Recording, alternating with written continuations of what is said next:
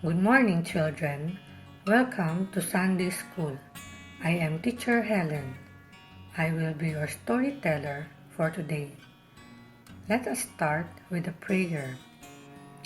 Dear God, thank you for another wonderful Sunday morning.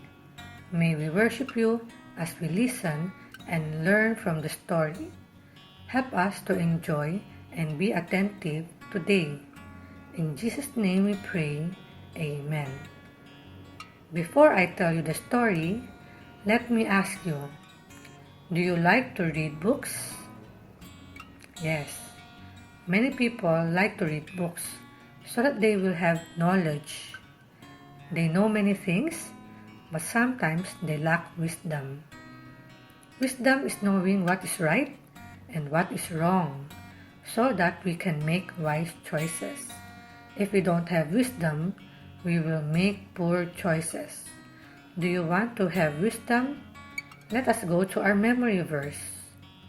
Our memory verse is found in Psalms chapter 111, verse 10a. The fear of the Lord is the beginning of wisdom. All those who practice it have a good understanding. Psalm 111, verse 10a.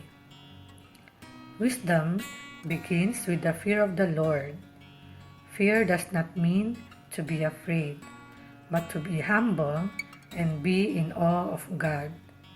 We are in awe of God when we say, God is awesome.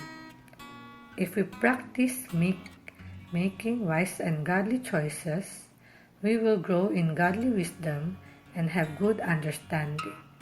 Let us now go to our story. Our story for today is about a king who asked God for wisdom.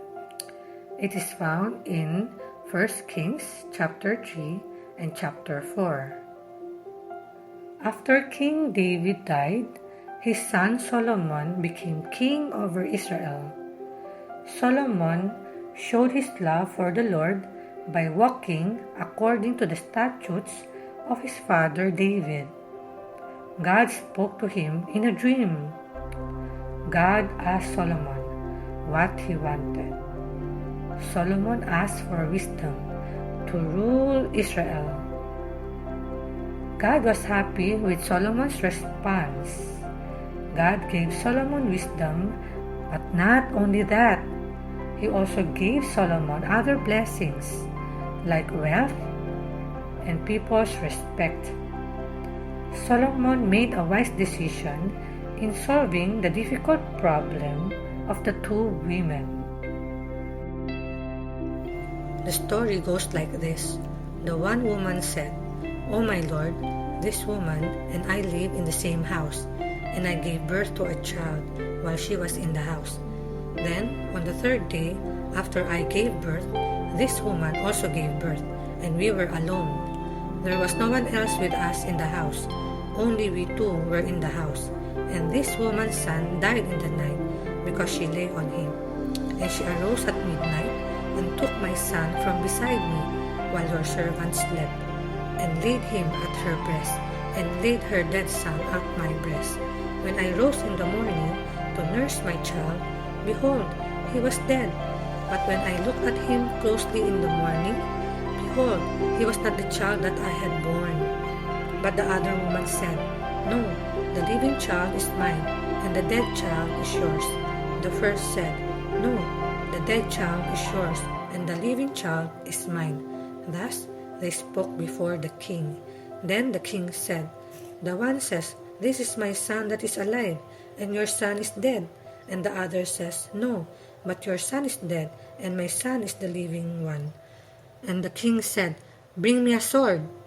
So a sword was brought before the king, and the king said, 'Divide the living child in two, and give half to the one and half to the other.'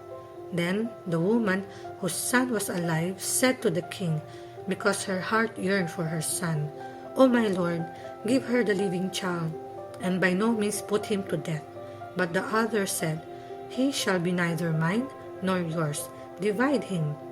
Then the king answered and said, give the living child to the first woman, and by no means put him to death. She is his mother. When all Israel heard of his godly wisdom, they were amazed and saw the wisdom of God in him. God blessed King Solomon with great wealth. He lived a long life. During Solomon's rule, God's people did not have enemies because God gave them peace. King Solomon became known as the wisest man who ever lived. This ends our story. What can we learn from the story? First, God's wisdom is available to all who asks. Then, we will experience peace and God's blessing when we live life with godly wisdom. Let us pray. Thank you, Lord, for teaching us to live life with godly wisdom. I thank you that God's wisdom is available to all who asks. I pray that you will give us godly wisdom. In Jesus' name we pray, Amen.